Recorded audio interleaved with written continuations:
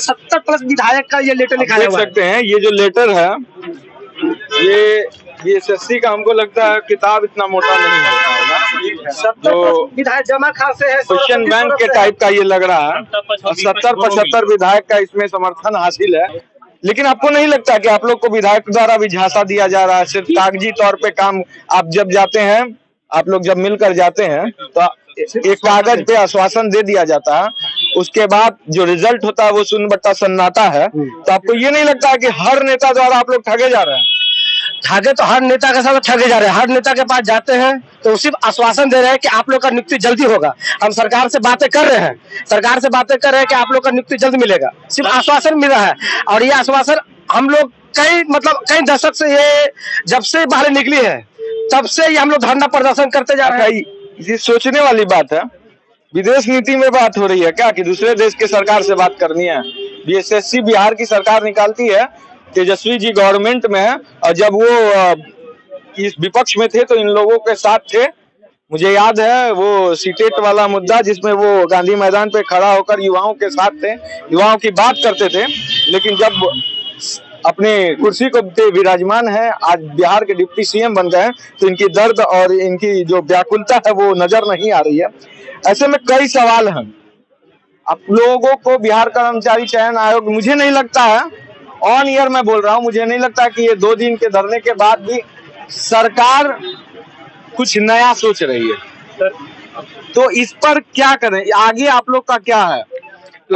आगे का भी प्लान हम लोग का जारी लगेगा, क्या है कि हम लोग का एज नहीं बचा है सर। अब क्योंकि इस वैकेंसी में हम लोग 9 साल दे चुके हैं, अब दूसरे वैकेंसी के लिए फॉर्म भरने के लिए हम लोग की एज नहीं बची है, बहाली है ही नहीं। इस तरह की डॉक्यूमेंट वेरिफिकेशन, किसी भी वैकेंसी की डॉक्यूमेंट वेरिफिकेशन लास्ट प्रक्रिया होता है सर। और जब डॉक्यूमेंट वेरिफिकेशन में हम लोग सफल हो गए तो गाँव समाज सब जान गया था कि हमें जॉब हो गया था। अब ऐसी ये हो गया सर कि हम लोग गाँव अपना घर नहीं जा पाते हैं, वहाँ हमें 10 आदमी टोकने वाले हो जाते हैं कि आप बोले कि जॉब हो गया है, अभी तक जॉब नहीं हुआ है। और हम अपने समाज के सामने सभी आस्था रखते हुए झूठा साबित हो रहे हैं।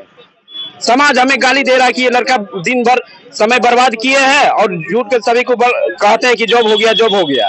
आज 4 महीने से यही बोल रहे हैं, लेकिन अभी तक कुछ नहीं हुआ है, भटक रहा है। डॉक्यूमेंटेशन वेरिफिकेशन वाला डॉक्यूमेंट्स है आप लोग के पास? अभी इसके लिए बुलाया गया था, ये लिस्ट है ना, रोल नंबर दिखा सकते हैं? वेरिफिकेशन, हाँ वो होगा मेरे पास। देखिए, सोचने वाली बात है कि जब रिजल्ट डॉक्यूमेंट्स तक निकल जाता है, मेरिट लिस्ट में नाम आ जाता है, उसके बाद भी अगर जॉब ना हो तो सामाजिक किस तरह से ताना बाना सहना पड़ सकता है। मैं अपना कैमरामैन को बोलूंगा कि एक बार आप ब्राइटनेस बढ़ा के,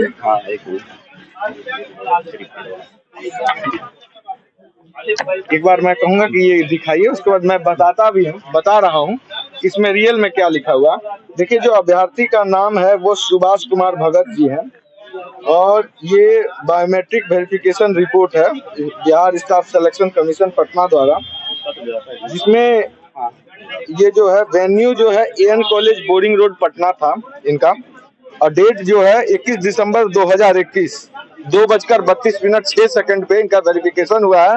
और डॉक्यूमेंटेशन, ये जो बायोमेट्रिक वेरिफिकेशन रिपोर्ट है ये वेरीफाइड हो गया है कि यही सुभाष जी हैं, और ये एग्जाम में मेरिट लिस्ट में पास हुए थे।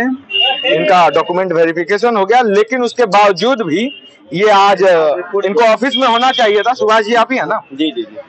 इनको ऑफिस में होना चाहिए था, बिहार की जनता की सेवा करने चाहिए था किसी भी पोस्ट पे, लेकिन आज ये गर्दनी बाग में है और कड़ाके की धूप में अपने हक की लड़ाई लड़ रहे हैं। अपने 1700 भाइयों के साथ, 1700 बिहार के युवाओं के साथ ये मौजूद हैं, और इन 1700 में से ये एक है जिनका वेरिफिकेशन वेरीफाइड हुआ। ऐसे सभी लोग का यही रिपोर्ट है कि सबका वेरिफिकेशन तक हो चुका है, डॉक्यूमेंट वेरिफिकेशन हो चुका है, बायोमेट्रिक तक लिया जा चुका है, लेकिन उसके बाद आज भी ये अपने हक की लड़ाई लड़ रहे हैं। इसलिए कि इनके पास, बिहारियों के पास 3 चीज बहुत ज्यादा होती है: पावर, पैशन और पेशेंस। इनकी पेशेंस की और ज्यादा ना लिया जाए टेस्ट, क्योंकि मैं गवर्नमेंट को बोलूंगा कि मुझे मालूम है कि आपका जो एग्जाम लेने का पैटर्न है और जो पेशेंस टेस्ट करने का पैटर्न है ना, वो यूपीएससी से भी हार्ड है। क्योंकि दिख रहा है 2014 का वैकेंसी अगर 2023 हो गया हो, एक दशक आने वाला है और उस दशक के बीच में अगर आप इन लोगों को नहीं दे पा रहे हैं जॉब, तो इसका मतलब ये है कि आपका चयन प्रक्रिया बहुत अच्छा है, बहुत हार्ड है। हो सकता है आप 1-2 करोड़ में से एक को खोज रहे हो, यही बात है ना बिहार गवर्नमेंट। तो इनका पैसेंस लेवल पे भी ये पास हो जाएंगे, क्योंकि 9 साल विश्व में कोई भी ऐसा आयोग नहीं होगा जो 9 साल तक टेस्ट लेने के बाद जॉब दे। आप तो इनका पैसेंस टेस्ट ले रहे हैं। गर्दनी बाग में ये धूप में मौजूद है और अभी भी शांतिपूर्ण तरीका से ये चाहते हैं कि आप हमारी बात सुन ले, वरना आप सुन रहे हैं 1700 के का मतलब जानते हैं, सिर्फ 1700 नहीं होता, 1700, 17,000 और 17 लाख कब बन जाएगा ये पता भी नहीं चलेगा। इसलिए मैं कहूंगा कि बिहार की युवाओं के लिए कम से कम तेजस्वी जी जो आप संकल्प लिए थे उसे पूर्ण करें और कम से कम चुनाव के ही नाते इन्हें तो जॉब दे। 10,000 की बात करते हैं, 10 लाख की बात करते हैं, 1700 को तो जॉब दे नहीं पाते हैं। ये अपने लेके जोर जुल्म के आंधी में संघर्ष हमारा है, बीएससीसी के द्वारा अन्याय नहीं सहेंगे, यह संकल्प हमारा है। इनको अन्याय 9 साल से मिल रहा है, आप देते जा रहे हैं और ये स्लोगन पे स्लोगन लिखते जा रहे हैं।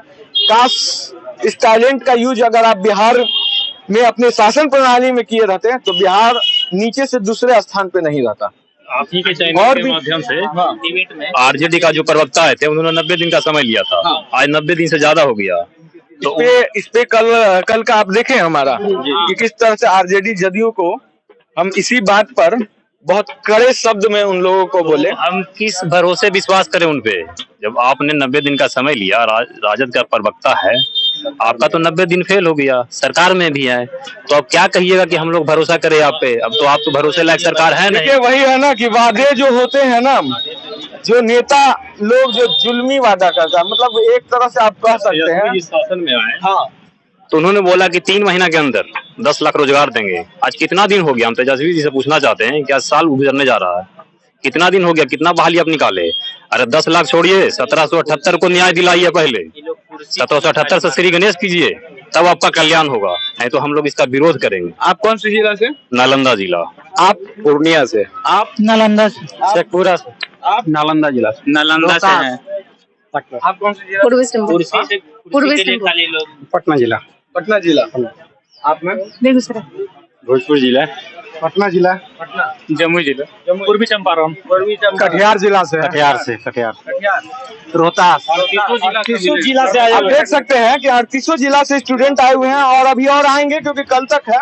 अभी 100 से ज्यादा संख्या है, 1700 स्टूडेंट है। अब देखिए युवाओं में मैं सरकार से क्या बोलूं, जब प्रवक्ता ही झूठ बोलता हो ऑनलाइन और लाइव डिबेट में कि 90 दिन में रोज हम इन्हें न्याय दिलाएंगे, तो सबसे पहली बात वही बोला कीजिए जो आप कर सके।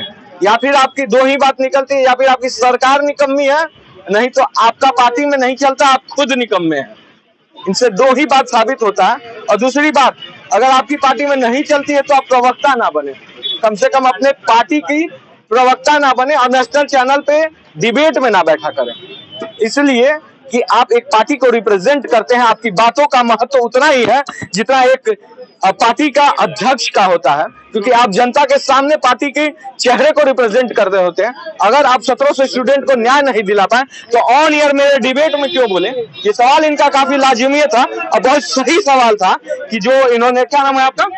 मुकेश कुमार जी ने कहा कि ऑन ईयर डिबेट में आप बैठते हैं और कहते हैं कि आरजेडी द्वारा 90 दिनों में 1700 स्टूडेंट को न्याय दिलाया जाएगा, लेकिन जब बात न्याय दिलाने की आती है तो आज 90 दिन से ज्यादा 4 महीना हो गया, 120 दिन से ऊपर हो चुका है, लेकिन आज तक न्याय नहीं मिला। न्याय की तो दूर की बात है, 1700 की तो दूर की बात है। यहाँ पे देखिए किस कदर हमारी महिला छात्र हो या हमारे दोस्त हो, यहाँ पे देखिए विकलांग भाई भी हमारे साथ मौजूद है। देखिए ये फिजिकली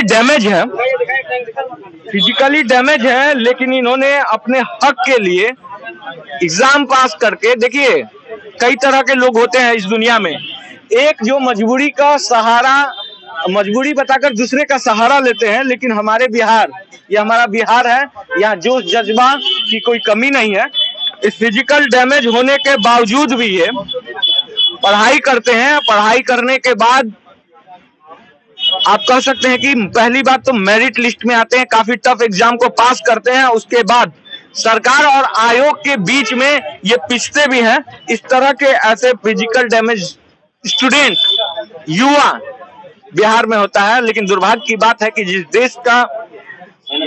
देश में ऐसे युवा हो, जिस बिहार राज्य में ऐसे युवा हो, उनकी सरकार बहुत निकम्मी होती है। सबसे पहली बात, आप 2014 बैच से ही है ना, तो मेरिट लिस्ट में आने के बाद आयोग और सरकारी कर्मचारी या फिर सरकार के जो नेतागण हैं, कितनी बार आपको चक्कर लगाना पड़ा है पर्सनली? बहुत बार चक्कर लगाना पड़ रहा है हम लोग को। तो 2014 से तो पहले हम लोग पीटी मेंस टाइपिंग, उसके बाद स्टेनो वेरिफिकेशन कराए, उसके बाद जो है कि साल भर पहले जो है कि 11,329 पद का रिजल्ट दिया गया। उसके बाद हम लोग साल भर से भटक रहे हैं, कौन ऐसा मंत्री विधायक, कौन ऐसा नेता नहीं है जहाँ पे हम लोग नहीं गए हैं। 70 विधायक का लेटर भी हम लोग लिखा है मुख्यमंत्री के समाधान यात्रा में, और 30 जिला में हम लोग लेटर दिए हैं, उसके बाद भी सरकार नहीं सुनती है। सरकार नहीं सुन रही है।